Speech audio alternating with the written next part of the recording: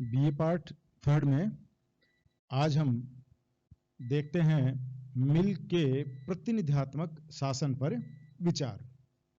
तो जैसा कि हमने पहले भी बात की है कि जेएस मिल ने मुख्य रूप से लोकतंत्र को श्रेष्ठ प्रणाली माना है, और लोकतंत्र में भी यद्यपि उसका मानना है कि जहां प्रत्यक्ष प्रजातंत्र है वो एक श्रेष्ठ पद्धति है, लेकिन वर्तमान समय में जो सामाजिक जटिलताएं बढ़ी है, राष्ट्रों का जो बड़ा स्वरूप है, उन बड़े राज्यों को देखते हुए प्रत्यक्ष जो लोकतंत्र है वो संभव नहीं हो पाता है। इसलिए उसने सर्वोत्तम पद्धति के रूप में प्रतिनिधियों को चुनकर, अर्थात प्रतिनिध्यात्मक जो शासन है, प्रतिनिधि शासन, उसको उसने सर्वोत्तम पद्धति माना है। तो एक तरीके से आप कह सकते हैं कि लोकतंत्र के अप्रत्यक्ष स्वरूप, ठीक है, अप्रत्यक्ष का मतलब कि जिसमें जनता अपने प्रतिनिधि को चुनती है और ये जो प्रतिनिधि हैं ये उसके बाद में शासन के कार्यों पर नियंत्रण करते हैं, कानून बनाते हैं। तो प्रतिनिधियों के माध्यम से, अर्थात जनता प्रत्यक्ष रूप से शासन नहीं करके, प्रत्यक्ष रूप से शासन में भाग नहीं लेकर, बल्कि अपने प्रतिनिधियों के माध्यम से शासन कार्यों में जब भाग लेती है तो उसे हम अप्रत्यक्ष या प्रतिनिध्यात्मक सरकार कहते हैं। ठीक है, तो मिल ने राजतंत्र और कुलीन तंत्रों से तुलना करते हुए ये माना है कि प्रतिनिध्यात्मक शासन प्रणाली या अप्रत्यक्ष जो शासन प्रणाली है वो एक सर्वोत्तम प्रणाली है। अब उसने अपनी ये समस्त जो, ये कई बार आपसे पूछ भी लेते हैं, तो आपको बताना है कि जो कंसिडरेशन ऑफ रिप्रेजेंटेटिव गवर्नमेंट जो उनकी कृति थी, पुस्तक थी, उसमें उन्होंने प्रतिनिध्यात्मक शासन के ऊपर अपने विचार रखे हैं। तो आज हम इसी श्रेणी में देखते हैं कि मिल किस प्रकार अपने रिप्रेजेंटेटिव गवर्नमेंट में अपने विचारों को व्यक्त करता है। मिल का यह मानना है कि प्रतिनिध्यात्मक जो शासन प्रणाली है, वही शासन प्रणाली एक ऐसी शासन प्रणाली है जिसमें व्यक्ति अपने राजनीतिक ज्ञान को एक अनुभव के आधार पर बढ़ा सकता है, राजनीतिक शिक्षा प्राप्त कर सकता है और राजनीतिक ज्ञान की बेहतरीन प्राप्ति वो कर सकता है। सीधा सा है भाई, जब व्यक्ति शासन के लोगों को चुनेंगे तो निश्चित रूप से वो राजनीतिक कार्यों पर विचार विमर्श करेंगे, मंथन करेंगे, अपने व्यूज हैं वो प्रकट करेंगे, और इस तरीके से उनका एक राजनीतिक व्यू बनेगा और राजनीतिक में वो एक तरीके से प्रत्यक्ष रूप से इन्वॉल्व होंगे। तो ये जो अप्रत्यक्ष प्रजातंत्र है या अप्रत्यक्ष जो प्रतिनिधियों को चुनना है, उस समय व्यक्ति पूरा मंथन करता है और यही मंथन उसके राजनीतिक ज्ञान में अभिवृद्धि करता है, उसके राजनीतिक अनुभव में अभिवृद्धि करता है। तो इस दृष्टि से मिल मानता है कि ये श्रेष्ठ पद्धति है। और मिल का यह भी मानना है कि राजनीतिक रूप में यदि हम देखें तो यदि आप राजतंत्र की बात करें, कुलीन तंत्र की बात करें, तो उसमें शासन कार्य व्यक्ति के हाथ में आता है या कुछ लोगों के हाथ में आता है। लेकिन प्रतिनिध्यात्मक शासन प्रणाली में जहां जनता हमेशा अपने प्रतिनिधियों को चुनती है, उन्हीं के माध्यम से अपना शासन करती है, तो निश्चित रूप से जनप्रतिनिधि हैं वो भी हमेशा जनता की भावनाओं का पूरा ध्यान रखते हैं। ऐसा मिल का मानना है कि श्रेष्ठ हितों की जो पूर्ति है, जनता के श्रेष्ठ हितों की पूर्ति है, वह प्रतिनिध्यात्मक शासन प्रणाली में ही संभव हो पाती है। इसमें प्रत्येक जो व्यक्ति है वो अपने हितों को जानता है और अपने हितों के अनुरूप ही वह प्रतिनिधियों का चयन करता है, और प्रतिनिधियों को भी पता है कि किन हितों के लिए उसे चुना गया है, अतः वह उनकी अवहेलना नहीं करता है। अतः इस दृष्टि में भी प्रतिनिध्यात्मक शासन प्रणाली एक श्रेष्ठ शासन प्रणाली मिल मानता है। मिल का यह मानना है कि प्रतिनिधियों को चुनकर एक तरीके से व्यक्ति स्वयं ही अपने ऊपर अंतिम रूप से शासन का अधिकार प्राप्त कर लेता है।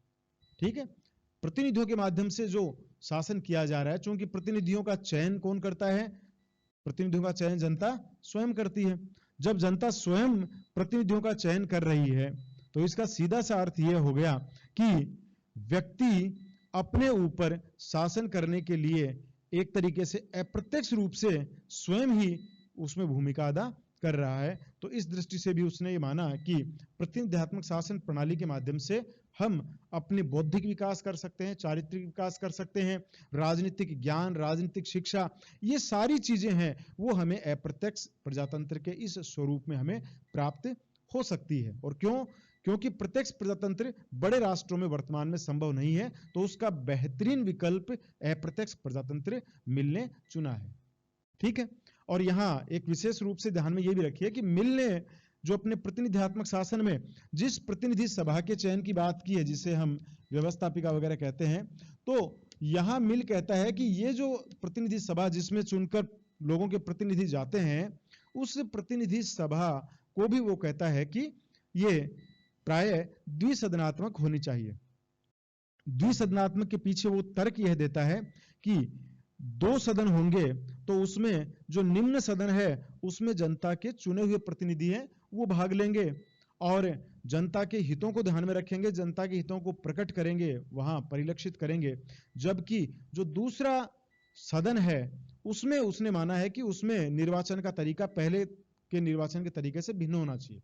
ठीक है ना। उसका मानना है कि जो दो सदन है उन दोनों सदनों में जो निर्वाचन की प्रक्रियाएं हैं वो भी दोनों में भिन्न भिन्न होनी चाहिए।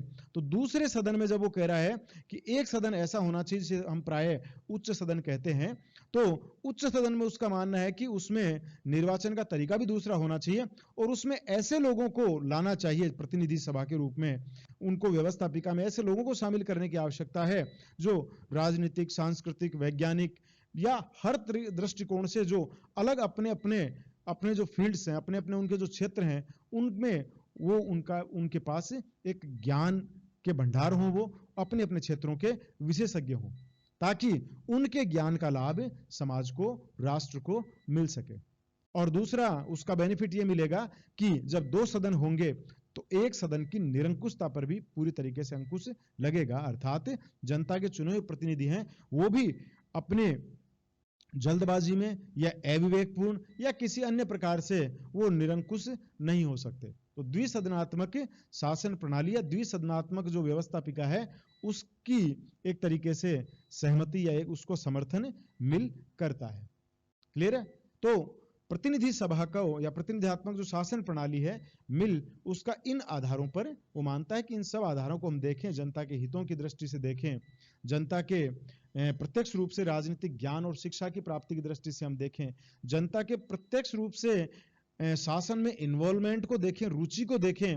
अन्यथा क्या होता है कि राजतंत्र और कुलीन तंत्र में प्राय जनता शासन के कार्यों से उदासीन रहती है, उसे ज्यादा इन चीजों से मतलब नहीं है कि शासन क्या डिसीजन ले रहे हैं, कौन सी नीतियां वो लागू कर रहे हैं, कौन से कार्यक्रम लागू कर रहे हैं, आगे क्या करने वाले हैं और क्या होना चाहिए। लेकिन प्रतिनिधित्मक शासन प्रणाली में चूंकि उसे स्वयं को प्रतिनिधियों को चुनना है शासन के लिए, तो निश्चित रूप से वह इन सारी चीजों पर विशेष रूप से ध्यान रखता है और हमेशा वो इनमें जागरूक रहते हैं। तो इस दृष्टि से प्रतिनिधित्मक शासन प्रणाली को मिल स्वीकार करता है और उसका पुरजोर समर्थन करता है। अगली यदि हम बात करें तो मिल ने प्रतिनिधित्मक शासन प्रणाली के संदर्भ में कुछ अपनी बातें कही है जिससे कि शासन जो प्रतिनिधित्मक शासन प्रणाली है उसमें किसी प्रकार के दोष उत्पन्न नहीं हो। तो इनको यदि हम थोड़ा संक्षिप्त रूप में देखें तो हम पाएंगे कि मिल का यह मानना है कि प्रतिनिधित्मक शासन प्रणाली में सबसे पहले अच्छे व्यक्ति चुने जाएं, ज्ञानवान व्यक्ति चुने जाएं।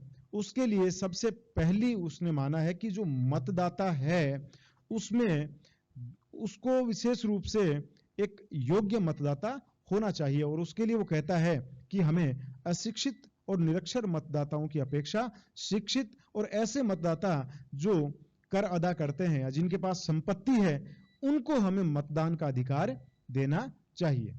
ठीक है। तो एक तरीके से आप कह सकते हैं कि मतदाताओं के मामले में वह मानता है कि मतदाता का शिक्षित होना और जागरूक होना बहुत ही आवश्यक है। यदि मतदाता बौद्धिक दृष्टि से और शैक्षणिक दृष्टि से और राजनीतिक ज्ञान की दृष्टि से यदि पिछड़ा हुआ है तो वह मानता है कि वह कभी भी श्रेष्ठ प्रतिनिधियों का चयन नहीं कर पाएगा और उसका परिणाम यह होगा कि उसका खामियाजा पूरे राष्ट्र को भुगतना पड़ेगा। ठीक है, तो मिल का मानना है कि मतदाताओं में शैक्षणिक और संपत्ति की दृष्टि से विशेष योग्यताएं होनी चाहिए उसे। और यहां तक भी कहता है कि मिल ने जहां अपने पुस्तक में लिखा है कि एक व्यक्ति जिसे गणित का सामान्य ज्ञान नहीं है या राजनीतिक सामान्य जागरूकताएं नहीं है, ऐसे व्यक्तियों को भी मतदान के अधिकार के पक्ष में वो नहीं था। वो तो यहां तक कहता है कि मतदाता के रूप में उसको पंजीकृत करने से पूर्व उसके गणित का टेस्ट लिया जाए, उसकी राजनीतिक जागरूकता का टेस्ट लिया जाए, और उसे अन्य भी वो बात करता है कि इतिहास, भूगोल, इनके भी टेस्ट लिए जाए। वो कह रहा है कि इन सब के आधार पर मतदाता का पंजीकरण भी योग्यता के आधार पे करने के समर्थन में मिल ने अपना जो विचार है वो व्यक्त किया है। अगली जो बात वह कहता है, वह संपत्ति को लेकर जो अभी अपन ने बात की थी, उसका ही मानना है कि जिन व्यक्तियों के पास संपत्ति है उन लोगों में, या जो कर अदा करते हैं, जो ज्यादा कर अदा करते हैं, कम अदा करते हैं, उसके आधार पे तो आगे बात करता है बहुल मतदान की। उनका जो मतों का जो मूल्य है वो मानता है कि कुछ को ज्यादा मत मिलने चाहिए। लेकिन अभी अपन बात करें तो वो कह रहा है कि संपत्ति भी एक आवश्यक शर्त के रूप में होनी चाहिए। उसका ये मानना है कि जैसे शैक्षणिक दृष्टि से व्यक्ति जागरूक होता है, उसी प्रकार जिन लोगों के पास संपत्ति होगी उनके पास वो एक तरीके से, उसका ही मानना है कि वो अधिक उत्तरदायी व्यक्ति होते हैं। वो हमेशा राष्ट्र की नीतियों पर ध्यान रखते हैं, क्योंकि उनको पता है कि राष्ट्र की नीतियों पर उनकी संपत्ति टिकी हुई है। अच्छी नीतियां होंगी तो वो अपनी संपत्ति, अपने उद्योग धंधों को बढ़ा पाएंगे, और यदि नीतियां खराब होंगी तो उनकी संपत्ति या उद्योग धंधे वो ज्यादा विकास नहीं कर पाएंगे। अतः वो हमेशा राजनीतिक नीतियों के ऊपर ध्यान रखते हैं। तो इस दृष्टि से उसने मतदान के रूप में या मतदाता के पंजीकरण के रूप में संपत्ति को भी एक विशेष भूमिका के रूप में स्वीकार किया है। ठीक है, तो ये आप बता, जब ऐसा बड़ा प्रश्न आता है कि मिल के प्रतिनिधात्मक शासन पर अपने विचार व्यक्त करिए, तो आप बताएंगे इन चीजों को कि मिल किस प्रकार अप्रत्यक्ष प्रणाली के अंतर्गत अपना जो प्रतिनिधात्मक शासन प्रणाली है उसको श्रेष्ठ मानता है, और उसके बाद में आप ये बताएंगे कि किस प्रकार वह मतदाता के रूप में किन लोगों को वेटेज देता है। अगली जो बात प्रतिनिधात्मक शासन के बारे में मिल की है वो यह है कि मिल कहीं भी गुप्त मतदान प्रणाली की बात नहीं कहता है। वह, उसका यह मानना है कि मतदान है वो एक बहुत ही पवित्र कार्य है, और ऐसा कार्य है जिसमें किसी प्रकार का छल छद्म मतदाता द्वारा नहीं किया जाना चाहिए। और गुप्त मतदान के द्वारा वो मानता है कि व्यक्ति झूठे झांसे देके और उस सामने वाले व्यक्ति को, वो उसकी जो प्रतिनिधि है उसको, वो उसकी बुराइयां नहीं बता पाता है। मान लीजिए प्रतिनिधि ने पिछली बार काम नहीं किए, लेकिन उसके बावजूद भी आप यही कहेंगे हाँ हाँ ठीक है वोट हम आपको देंगे। लेकिन जब गुप्त मतदान प्रणाली, आपको पता है कि वोट किसको देंगे, आपके वोट को वो पता नहीं कर पाएगा। तो ऐसी स्थिति में मिल कहता है कि प्रतिनिधियों को अपने आप में सुधार करने की आवश्यकता महसूस नहीं होगी। लेकिन जब खुला मतदान होगा, लोगों के सामने जब मतदान होगा, तो वहां पहली बात तो यह है कि मतदाता नैतिक दृष्टि से अपने आप उसमें उच्च कोटि के भाव आ जाएंगे। जब उसे पता है कि वो जिसको मतदान देगा और नहीं देगा, उनको वह कारण भी बताएगा कि आपको मैं इस कारण से नहीं दूंगा, क्योंकि उसे पता है कि जिस दिन मतदान देगा वो सबके सामने होगा और वो सारी चीजें खुल के सामने आएंगी। तो ये कह रहा है कि नैतिक दृष्टि से उच्चता धारण करना ये इस प्रणाली से होगा, और नैतिक दृष्टि से उच्च जो मतदाता हैं वो निश्चित रूप से, उसका मानना है कि एक बहुत ही विकसित समाज की, एक बहुत ही दक्ष और मजबूत समाज की रचना करते हैं।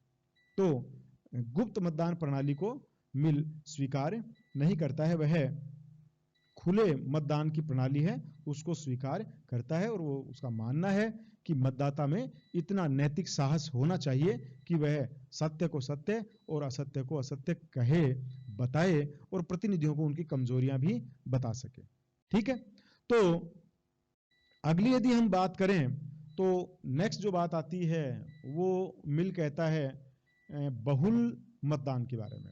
ठीक है ना, बहुल मतदान का मतलब सीधा सा ये है कि व्यक्तियों के गुण के आधार पे, अब वो गुण शिक्षा का हो सकता है, संपत्ति का हो सकता है, ज्ञान का हो सकता है, तो गुण के आधार पे यदि व्यक्तियों को एक आम व्यक्ति की तुलना में अधिक मतदान करने का अवसर मिलता है, अधिक मतदान उसको मिलते हैं, अर्थात एक ही व्यक्ति, जैसे मान लीजिए एक व्यक्ति बीए किया हुआ है, एक व्यक्ति है वो कम पढ़ा हुआ है, एक व्यक्ति है मान लीजिए पीएचडी है, और अन्य इसी प्रकार के मान लीजिए ये व्यवसायी भी है, तो ये कह रहा है कि गुणों के आधार पे व्यक्तियों के मतदान में अंतर होना चाहिए। जैसे मान लीजिए ये सामान्य पढ़ा लिखा व्यक्ति है, ये कह रहा है कि उसका वोट एक काउंट किया जाए, लेकिन यदि वही व्यक्ति बीए है, एमए है, तो ये कह रहा है कि उसका वोट 2 काउंट किया जाए। यदि व्यक्ति पीएचडी है, गुण के आधार पे और है, तो 3 किया जाए। और यदि व्यक्ति मान लीजिए बहुत ज्यादा टैक्स दे रहा है और ये सारे गुण भी हैं, तो उसको आप उसके मतदान को 5 काउंट करिए, वो 1 वोट डालेगा तो 5 वोट उसके काउंट होंगे। बहुल मतदान प्रणाली, अर्थात बुद्धिमान व्यक्तियों को अधिक संख्या में मत का अधिकार होना चाहिए, ऐसा मिल मानता है। ठीक है, तो यह भी एक मिल का मानना है कि सभी लोगों को समान मताधिकार न देकर उनके गुण, उनकी शिक्षा और इनके आधार पर उसे अधिक शिक्षा या अधिक जो मतदान है वो देने चाहिए। क्लियर है चीज? तो बौद्धिक दृष्टि से, शिक्षा की दृष्टि से, गुण के आधार पर मतदान के जो संख्या है उसमें समानता न होकर इन आधारों पर वो मानता है कि लोगों में भिन्नताएं होनी चाहिए। ठीक है, तो ये भी एक मिल का मानना है। अगली यदि हम बात करें तो मिल महिला मतदान का समर्थक है। देखिए ब्रिटेन में उस दौर में पुरुषों को मतदान का अधिकार था, बाद में महिलाओं को हुआ, लेकिन उस दौर में मिल का ये मानना है कि महिला और पुरुषों में बौद्धिक दृष्टि से, गुणों की दृष्टि से, क्षमता की दृष्टि से किसी प्रकार का कोई भेदभाव नहीं है, तो उसने महिला मताधिकार का पूर्ण समर्थन किया। ठीक है, तो प्रतिनिधित्व शासन प्रणाली में उसने माना कि प्रतिनिधियों के चयन में महिला पुरुषों को बिल्कुल समान अधिकार मिलना चाहिए। इसी प्रकार से मिल प्रतिनिधित्मक शासन प्रणाली में उसका यह मानना है कि जो यदि हम एक क्षेत्र से एक ही व्यक्ति को चुनेंगे, तो मिल कहता है कि ऐसी स्थिति में बहुमत का शासन होगा, और जो अल्पसंख्यक हैं वो मान लीजिए अलग अलग जगह बंटे हुए हैं, तो 5 जगह यदि है, 5 उस जगह से हम चुन रहे हैं, तो हर जगह अल्पसंख्यक जो वर्ग है उनके विचारों को व्यक्त करने के लिए प्रतिनिधि सभा में कोई प्रतिनिधि नहीं पहुंच पाएगा। तो यहां ये जो बहुमत का अल्प मत के ऊपर एक आधिपत्य स्थापित हो जाएगा, मिल ने इसका भी विरोध किया है, और इसका समाधान उसने बताया है कि बहु निर्वाचन क्षेत्र जो प्रतिनिधि हम चुनते हैं वो होने चाहिए। उनमें सीधा सा अर्थ यह है कि मान लीजिए एक बड़ा क्षेत्र है, उस पूरे क्षेत्र में 8 कैंडिडेट चुने जाने हैं, 5 कैंडिडेट चुने जाने हैं, बजाय इसके कि एक एक क्षेत्र में एक एक चुना जाए। अब 8 कैंडिडेट चुने होंगे, और तो ये कहता है कि जब सब व्यक्ति अपने वोट डालेंगे तो इन वोटों में उनकी पसंद के अनुसार जिस व्यक्ति को जितने वोट मिलते हैं, जिस दल को, उस दल के उतने ही व्यक्ति चुने जाएं। इसमें यह कहता है कि यहां हर व्यक्ति के वोट की वैल्यू होगी, और इसमें इस प्रणाली के माध्यम से ये जिसे हम आनुपातिक प्रतिनिधित्व प्रणाली, जो आपने सेकंड ईयर में पढ़ी है, भारत में भी हम काम में लेते हैं राष्ट्रपति इलेक्शंस में, तो आप ये देखिए, तो यहां हम कह सकते हैं कि आनुपातिक प्रतिनिधित्व प्रणाली, ये पूरा पढ़ा है, फर्स्ट ईयर में भी था आपके, आनुपातिक प्रतिनिधित्व प्रणाली। तो आनुपातिक प्रतिनिधित्व प्रणाली के द्वारा बहुक्षेत्रीय जो निर्वाचन क्षेत्र बना के, और इसके माध्यम से कह रहा है कि अल्पसंख्यकों के हितों की रक्षा भी करनी आवश्यक है। तो अल्पसंख्यकों के हितों की रक्षा के लिए मिल किसका समर्थन कर रहा है? आनुपातिक प्रतिनिधित्व प्रणाली। तो ये मिल के कुछ सामान्य विचार हैं। और देखिए एक सबसे बड़ी बात मिल यहां कहता है कि कानून बनाने का कार्य, और ये इस तरह प्रशासन का कार्य प्रशासनिक अधिकारी करेंगे, कानून बनाने के कार्य के लिए वो कहता है कि चूंकि जनता के प्रतिनिधि होते हैं, ये इतने बहुत ज्यादा नहीं कि कानून के उनको बड़ा गहराई से जानते हैं, इसके लिए वो यहां तक कहता है कि कानून बनाने के लिए एक विधि आयोग की स्थापना होनी चाहिए और उस विधि आयोग में जो कानूनवेत्ता हैं, विधिवेत्ता हैं, उन लोगों को होना चाहिए ताकि वो कानून की बारीकियों को समझे और बेहतरीन तरीके से कानून बना सके। अब जब प्रशासन के लिए प्रशासनिक अधिकारी हैं और कानून बनाने के लिए विधि आयोग की बात करता है, तो प्रतिनिधि सभा का मुख्य कार्य क्या है? प्रतिनिधि सभा का मुख्य कार्य है इन सब का निरीक्षण करना, इनके ऊपर नियंत्रण करना कि कहीं भी ये नागरिकों के हितों के विरुद्ध कोई भी कार्य नहीं करे। ये प्रतिनिधि सभा का मूल कार्य है। वो मंथन करे, विचार करे, इन लोगों तक पहुंचाए और इन हितों के अकॉर्डिंग ये दोनों संवर्ग हैं, जो विधि आयोग है, प्रशासनिक अधिकारी हैं, वो अपना काम करेंगे। तो एक कंट्रोलिंग पावर और एक सुपरविजन जो पावर है, ये पावर ये प्रतिनिधि सभा के माध्यम से देना चाहता है। वो मानता है कि जनता के हितों का बेहतरीन संरक्षण करना इन प्रतिनिधियों का कार्य है, क्योंकि ये जनता के प्रति सबसे अधिक उत्तरदायी है। समझ गए आप इस चीज को? तो इस दृष्टि से ये मिलके प्रतिनिधि शासन प्रणाली पे कुछ विचार हैं। आप उनको एक सिस्टमेटिक तरीके से, जैसे आपको बताया कि सबसे पहले आप इसमें जो प्रतिनिधि सभा या प्रतिनिधियात्मक जो शासन प्रणाली है, सबसे पहले आप बताएंगे कि मिल उसके पक्ष में क्या क्या अपने जो मत है वो रखता है कि क्यों यह एक सबसे बेहतरीन प्रणाली है, क्यों उसने। और यहां आप जब ये प्रश्न लिखें उस समय देखिए, आप हमेशा राजतंत्र और कुलीन तंत्र जो है उनसे आप थोड़ी तुलना करके आप बताइए कि इन कारणों से ये प्रणाली श्रेष्ठ मानी गई है। ठीक है। दूसरे में फिर आप देंगे कि प्रतिनिधित्व जो शासन प्रणाली है उसको भी बेहतरीन तरीके से लागू कैसे किया जाए, तो उसमें मिल के अनुसार, ये सारा हम मिल के अनुसार है, बाद में आलोचनाएं जो करेंगे तो मान लीजिए हम अलग चीज लिखेंगे। अभी मिल के अनुसार, तो मिल बताता है कि कैसे मतदाता है उसकी योग्यता निर्धारित होनी चाहिए, शैक्षणिक, संपत्ति और उसके गुण हैं वो चीजें वो बात करता है।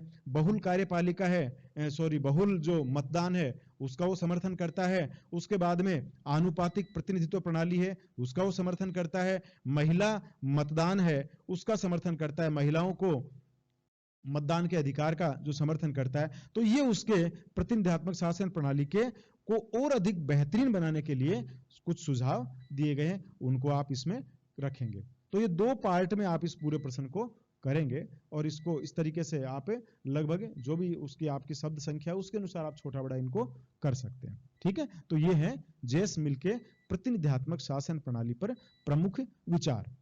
ठीक है।